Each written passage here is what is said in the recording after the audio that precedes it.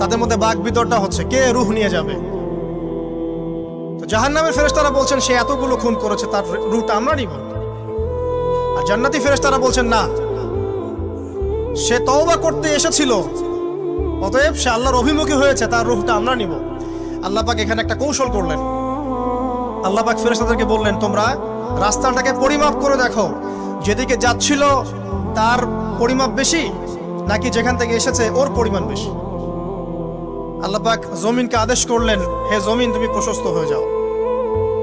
এবার পরিমাপ করে দেখা গেল সে তওবার দিকে আসছিল, এর পরিমাণটা বেশি। এই একটা কাজের ওসিলা আল্লাহ পাক তাকে মাফ করে দিলেন। মনে রাখবেন, এটা মৌখিক বিষয় ছিল না, সে মন থেকে, ভিতর থেকে কিন্তু সে আল্লাহর প্রতি অনুগত হয়েছে। এই মনের বিষয়টা আল্লাহ ছাড়া কেউ জানে না। আপনি দেখতে পারেন সমাজে অনেকে দাড়ি, টুপি, পাগড়ি, জুব্বা সব লাগিয়ে ঘুরছে, তো বিশ্বাস